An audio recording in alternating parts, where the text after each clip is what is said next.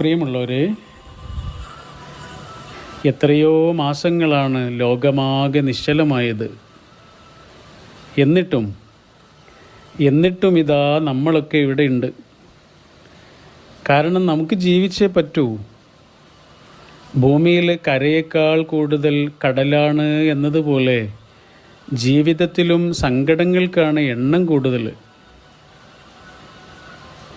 എന്നാലും അതിനെയൊക്കെ അതിജീവിക്കാനുള്ള ഉൾക്കരുത്തും ഊർജവും നമ്മുടെ ഉള്ളിൽ പടച്ചോൻ നിക്ഷേപിച്ചു വച്ചിട്ടുണ്ട്. ചെറിയൊരായുസ്സല്ലേ നമ്മുടേത്. ഓരോ നിമിഷവും അത്രമേൽ വിലപ്പെട്ടതാ. അത് നമുക്കൊക്കെ അറിയാം. അനുഭവങ്ങളുടെ അടിക്കല്ലിൽ പുതിയൊരു ജീവിതത്തെ പണിതുയർത്തുന്നിടത്താണ് ശരിക്കും നമ്മുടെ വിജയം. നിരാശപ്പെട്ടിരിക്കാനൊന്നും നേരല്ലെന്നേ. നിങ്ങൾക്ക് വേറെ തിരക്കൊന്നുമില്ലെങ്കിൽ ഇപ്പോൾ ഈ വീഡിയോയുടെ ബാക്കി കേട്ടാൽ മതി കേട്ടോ. തിരക്കുണ്ടെങ്കിൽ ഈ വീഡിയോ ഇപ്പോൾ സ്റ്റോപ്പ് ചെയ്തിട്ട് തിരക്കില്ലാത്തൊരു നേരത്ത് കേട്ടാൽ മതി. നമുക്ക് തുടങ്ങാം. നിങ്ങൾ ഒന്ന് ശ്രദ്ധാപൂർവം ഇരിക്കണം കേട്ടോ. നന്നായിട്ടൊന്ന് നിവർന്ന് കൈകളൊക്കെ ഇങ്ങനെ ആശ്വാസത്തോടെ അയച്ചിട്ട് നല്ലൊരു ശ്വാസം അകത്തേക്കും പുറത്തേക്കും അയച്ച് കണ്ണുകൾ പതിയെ അടച്ച് ഇനി പറയുന്ന ഓരോ കാര്യങ്ങളും വളരെ ശ്രദ്ധയോടെ കേൾക്കണം. റെഡിയല്ലേ? എന്നാൽ നമുക്ക് ഒന്നാമത്തെ കാര്യം പറയാം. അത് നമ്മൾ ചെയ്യുന്ന നമ്മുടെ ജോലികളാണ്. നമ്മൾ ചെയ്യുന്ന ഓരോ ജോലിയും ഇങ്ങനെ ആലോചിച്ച് നോക്കൂ. ഓഫീസിലെ ജോലിയാകാം, അടുക്കളയിലെ ജോലിയാകാം, ഏൽപ്പിക്കപ്പെട്ടതോ ഇഷ്ടത്തോടെ ചെയ്യുന്നതോ ആയ എല്ലാ ജോലികളും. ഓരോ ദിവസവും ഒരുപാട് സമയം നമ്മൾ അതിനായിട്ട് ചിലവഴിക്കണില്ലേ? ആ ജോലികൾ ഞാൻ എന്തുമാത്രം ഇഷ്ടത്തോടെയും മനസ്സാന്നിധ്യത്തോടെയുമാണ് ചെയ്യുന്നത് എന്ന് ഒന്നോർത്ത് നോക്കൂ. ഓരോന്നും നമ്മളത് ശരിക്കും ഇഷ്ടത്തോടെയാണോ ചെയ്യുന്നത്? നല്ല മനസ്സാന്നിധ്യത്തോടെയാണോ ചെയ്യുന്നത്? എങ്കിൽ കൂടുതൽ നന്നായിട്ട് ഓരോ ജോലിയും നല്ല സന്തോഷത്തോടെ, ഒരു മടുപ്പില്ലാതെ, മടുപ്പ് വരികയാണെങ്കിൽ അത് പരിഹരിച്ചിട്ട് ഓരോ ദിവസവും ഓരോ ജോലിയും പൂർത്തിയാക്കാൻ എന്തൊക്കെയാണ് എനിക്ക് ചെയ്യാൻ സാധിക്കുക എന്ന് ഒരു നിമിഷം ഇങ്ങനെ ആലോചിച്ച് നോക്കൂ. രണ്ടാമത്തെ കാര്യം നമ്മുടെ ഒഴിവു നേരങ്ങളാണ്. ശരിക്കും നമ്മുടെ ഒഴിവു നേരങ്ങൾ തീർന്നു പോകുമ്പോൾ നമ്മുടെ മനസ്സ് ഹാപ്പി ആവാറുണ്ടോ? ഉണ്ട് എങ്കിൽ അതിനർത്ഥം നമ്മളത് നന്നായി ഉപയോഗിച്ചിട്ടുണ്ട് എന്നാണ്. ഏതൊരു മനുഷ്യനും സ്വന്തത്തെ സ്നേഹിക്കാൻ കുറച്ച് സമയം എല്ലാ ദിവസവും വേണം. നമുക്ക് മാത്രമായിട്ടുള്ള നേരമാണത്. നമ്മുടെ മനസ്സ് സന്തോഷത്തിലാകുന്ന എന്തെങ്കിലും ഒരു കാര്യം ചെയ്യാനുള്ള നേരം. മീ ടൈം എന്നാണ് അതിന് പറയുക. നമുക്കതുണ്ടോ? ഒരു മീ ടൈം ഉള്ള ആളാണോ നമ്മൾ? ഇല്ലെങ്കിൽ എനിക്കത് വേണം എന്ന് മനസ്സിൽ ഉറപ്പിക്കൂ. ഉണ്ട് എങ്കിൽ എനിക്കത് കുറച്ചുകൂടെ നന്നായിട്ട് ചെയ്യണമെന്നും മനസ്സിൽ ഉറപ്പിക്കൂ. മൂന്നാമത്തെ കാര്യം നമ്മുടെ ആരോഗ്യമാണ്.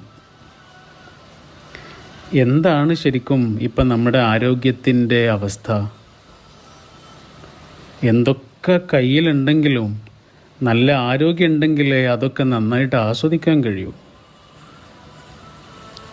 നമ്മുടെ ശരീരം വേണ്ടത്ര വെയിറ്റിലാണോ ഇപ്പോൾ ഉള്ളത്? ആണെങ്കിൽ അത് ഭംഗിയായിട്ട് നിലനിർത്താൻ എന്തൊക്കെയാണ് ചെയ്യേണ്ടത്? ഇല്ലെങ്കിൽ അതിലേക്ക് എത്താൻ എന്തൊക്കെയാണ് ചെയ്യേണ്ടത്?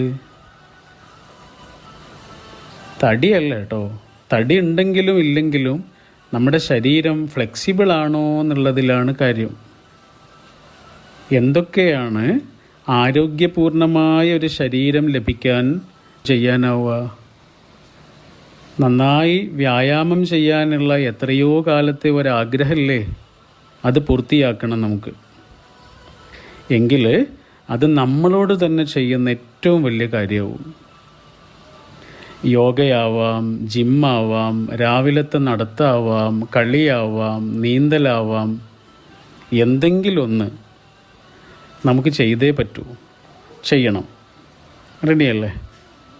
4-മത്തെ കാര്യം നമ്മുടെ ബന്ധങ്ങളാണ്. എന്തിനേക്കാളും നമ്മൾ ഹാപ്പി ആവാൻ നമ്മുടെ ബന്ധങ്ങൾക്ക് ആരോഗ്യം വേണം. അത് മെലിഞ്ഞു പോവരുത്, അതിന് രോഗങ്ങളൊന്നും വരരുത്. എന്തൊക്കെയാ നമ്മൾക്കതിന് ചെയ്യാൻ കഴിയുക?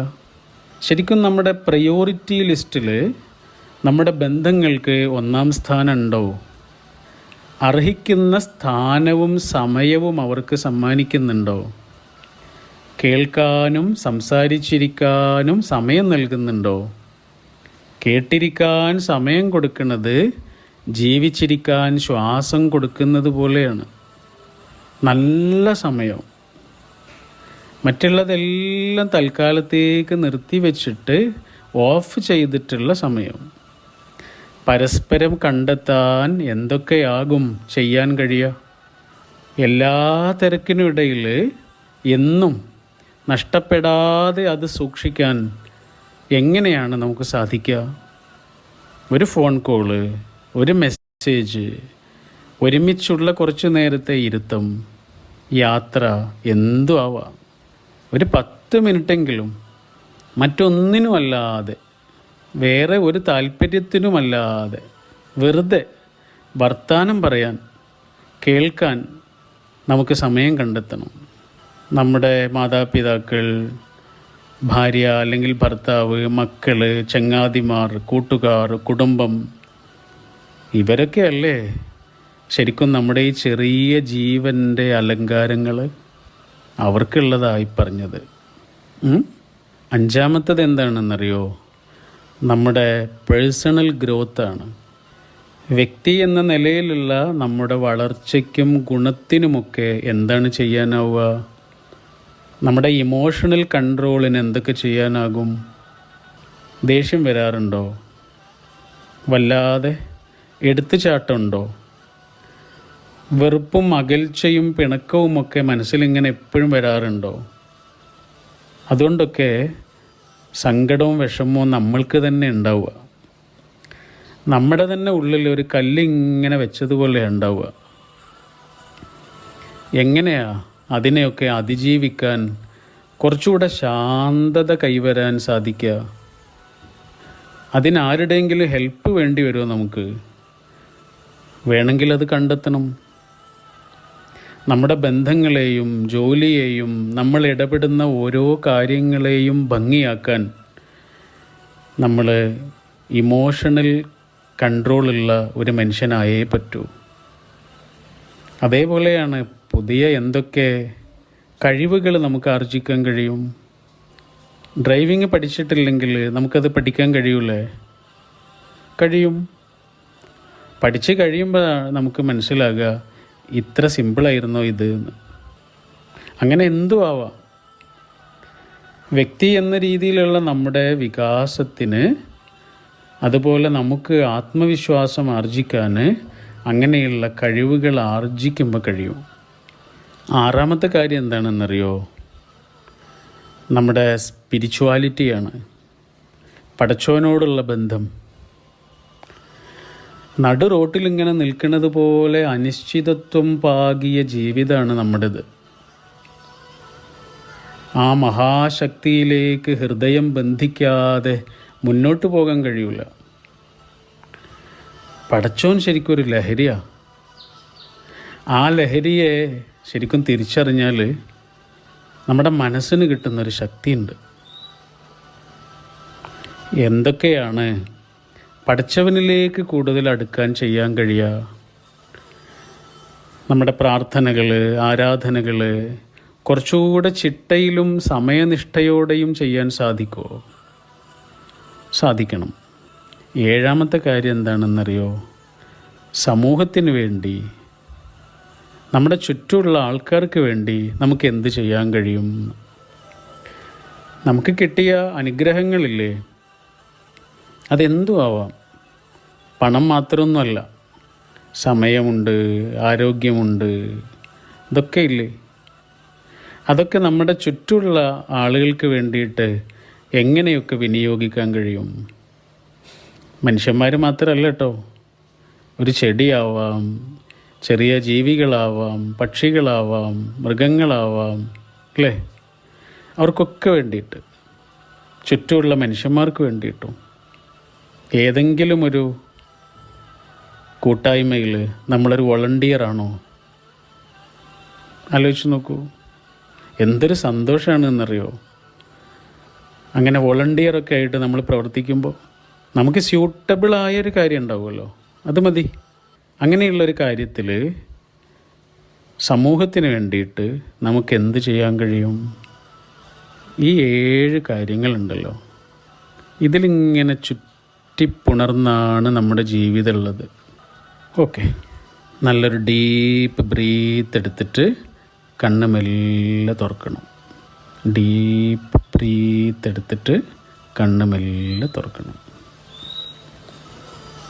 എന്നിട്ട് ഈ പറഞ്ഞതിൽ വളരെ പ്രധാനപ്പെട്ടത് എന്ന് തോന്നിയ 1-2 കാര്യങ്ങളില്ലേ, പറഞ്ഞപ്പോൾ തന്നെ നമ്മുടെ മനസ്സിലിങ്ങനെ കടന്നുകൂടിയ 1-2 കാര്യങ്ങൾ, അതൊന്നുകൂടെ ഓർത്ത് നോക്കൂ.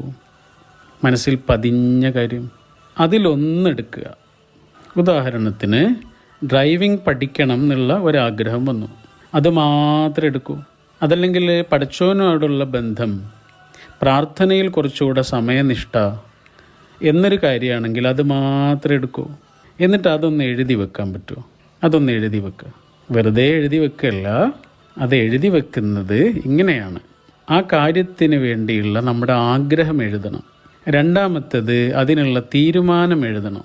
ഡ്രൈവിംഗ് പഠിക്കണം എന്നുള്ള ആഗ്രഹമുണ്ട്, പഠിക്കും എന്നുള്ളൊരു തീരുമാനമുണ്ട്. പിന്നെയോ അതിനു വേണ്ടി ആദ്യം ചെയ്യേണ്ട 2, 3, 4 കാര്യങ്ങൾ അതിൻ്റെ താഴെ എഴുതുക. ഇത്രയും കാര്യങ്ങൾ എഴുതിയിട്ട് അത് നന്നായിട്ട് എഴുതണം കേട്ടോ. ഇപ്പം തൽക്കാലം എവിടെയെങ്കിലും എഴുതി വെച്ചാൽ മതി, പിന്നെ നന്നായിട്ട് എഴുതണം. എന്നിട്ട് നമ്മൾ എപ്പോഴും കാണുന്ന ഒരു സ്ഥലത്ത്, അത് നമ്മുടെ ചുമരിലാവാം, മേശപ്പുറത്താവാം, ഫോണിൻ്റെ വാൾപേപ്പറിലാവാം, എവിടെയാണോ എപ്പോഴും കാണുന്നൊരു സ്ഥലത്ത് അത് ഒട്ടിച്ചു വെക്കുക, അല്ലെങ്കിൽ എഴുതി വെക്കുക. ഓക്കെ? എന്നിട്ട് എന്നും ഉണർന്ന ഉടനെയോ അതല്ലെങ്കിൽ ഉറങ്ങുന്നതിന് മുമ്പോ, 2 നേരത്തും ആണെങ്കിൽ അത്രയും നല്ലത്, അതെടുത്തിട്ട് ഒന്നുകൂടെ വായിക്കണം. അങ്ങനെ 7 കാര്യങ്ങളും ചെയ്യാൻ നമ്മളൊന്ന് ആരംഭിക്കുമ്പോൾ നമ്മുടെ ജീവിതാകെ മാറാൻ തുടങ്ങും. നമുക്കതിന് സാധിക്കും. എനിക്കും നിങ്ങൾക്കും അതിന് സാധിക്കും. Thank you.